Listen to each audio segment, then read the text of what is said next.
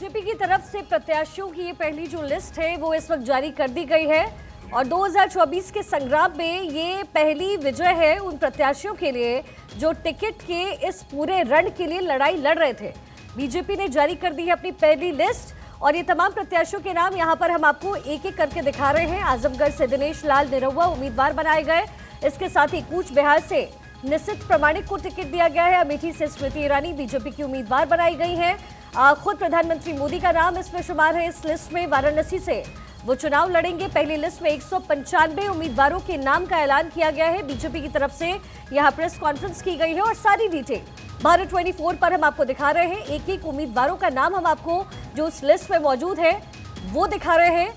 और चूंकि इस चुनाव को लेकर की जो तैयारियां थी वो बीजेपी की तरफ से पिछले कई महीनों से नजर आ रही है। प्रधानमंत्री मोदी को आप देखेंगे तो उनकी तरफ से भी अलग अलग राज्यों का दौरा सतत जारी और ऐसे में बीजेपी की तरफ से ये जो पहली सूची है जिसमें कुल 195 उम्मीदवारों का नाम और उसका ऐलान यहां प्रेस कॉन्फ्रेंस के माध्यम से किया गया है। एक एक डिटेल इंफॉर्मेशन भारत 24 आप तक पहुंचा रहा है। उन प्रत्याशियों के नाम का ऐलान जिसके ऊपर बीजेपी ने मुहर लगाई है उन तमाम लोगों का जिक्र और उनके नाम किस सीट से वो चुनाव लड़ रहे हैं ये एक एक डिटेल भारत 24 आप तक पहुंचा रहा है। उत्तर प्रदेश से 51 उम्मीदवारों के नाम पर मुहर लगाई गई है बीजेपी की तरफ से। बीजेपी ने पहली ये जो लिस्ट है लोकसभा चुनाव को लेकर के उसे जारी कर दिया है। खुद प्रधानमंत्री मोदी वाराणसी सीट से इस बार भी चुनाव लड़ने वाले हैं। अटकलें तेज थी कि कोई दूसरी सीट भी क्या हो सकती है, क्या साउथ के किसी रण में उस सीट पर प्रधानमंत्री मोदी उतरेंगे और ऐसे में फिलहाल वाराणसी सीट से प्रधानमंत्री मोदी चुनाव लड़ेंगे।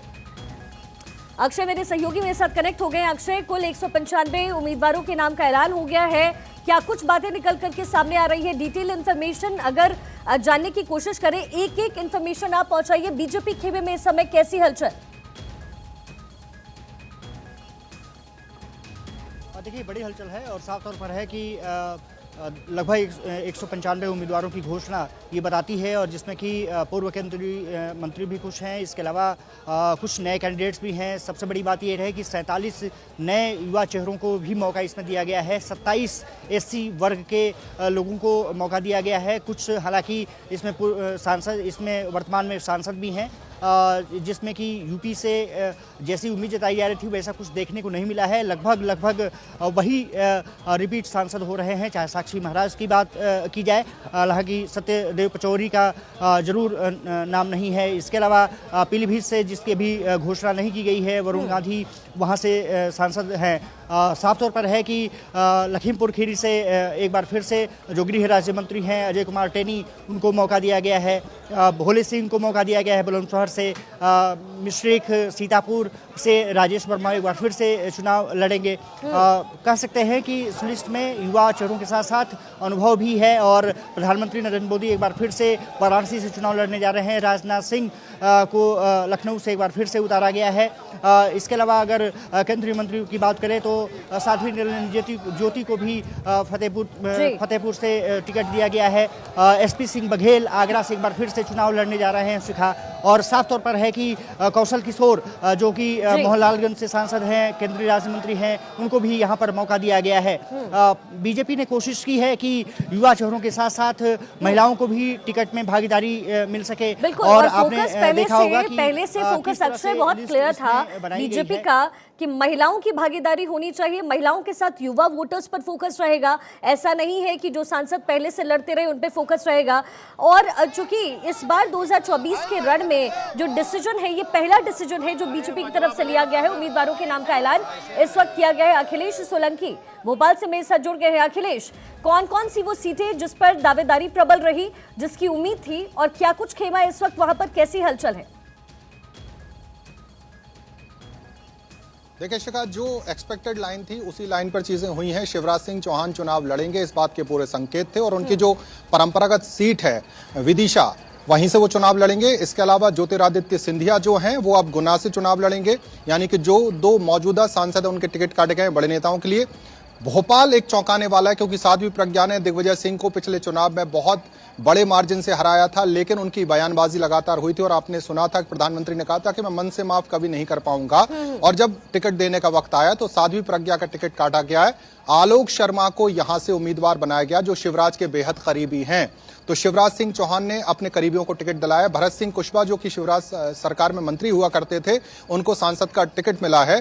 और होशंगाबाद से दर्शन सिंह चौधरी, जो कि संगठन का काम देखते थे, कार्यालय में बैठते थे, और अभी जब उनका टिकट हुआ है तो वो एक्सपेक्ट भी नहीं कर रहे थे और उनका टिकट हो गया। तो बीजेपी कुछ ऐसे ही काम करती है, मोर्चों से चीजों को निकाला गया। लता वानखड़े, जिनको टिकट दिया गया सागर से, वो भी संगठन में काम करती थी, उनको टिकट दिया गया।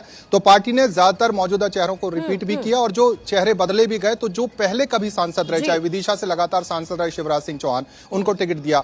सिंधिया जी के लिए केपी यादव का टिकट काटा गया है, जो कि एक तरह से जिन्होंने सिंधिया जी को हराया था ज्योतिरादित्य को, उनका टिकट काट के अब सिंधिया को टिकट दिया गया। शिखा, सूची है अखिलेश, वो भी हम लगातार अपने दर्शकों को दिखा रहे हैं एक्सक्लूसिवली भारत 24 पर। आप ये पूरी सूची देख रहे हैं जिसमें कुल 195 उम्मीदवारों के नाम का ऐलान है और ये इन उम्मीदवारों की पहली विजय है, क्योंकि टिकट पाना अपने आप में एक किसी चुनौती से कम नहीं होती। और ये तस्वीर आप देख लीजिए, ये लिस्ट है, ये पहली सूची है जो बीजेपी की तरफ से इस वक्त जारी की गई। अब से कुछ ही देर पहले जो प्रेस कॉन्फ्रेंस हुई, कुल 195 उम्मीदवारों के नाम की घोषणा बीजेपी की तरफ से कर दी गई है। एक एक करके ये जो डिटेल इंफॉर्मेशन है आप देख लीजिए। खुद वाराणसी की सीट से प्रधानमंत्री मोदी चुनाव लड़ेंगे। अंडमान निकोबार विष्णुपद रे, अरुणाचल पश्चिम से किरेन रिजिजू, अरुणाचल पूर्व से तापिर गाओ, और ऐसे करके कुल 195 उम्मीदवारों के नाम का ऐलान बीजेपी की तरफ से कर दिया गया है। बीजेपी की पहली लिस्ट, और क्या बहुत ज्यादा चौंकाने वाली ये लिस्ट है, क्योंकि जो अटकलें लग रही थी वो ये भी थी कि जो कमजोर सीटें हैं जिस पर बीजेपी को विजय नहीं मिला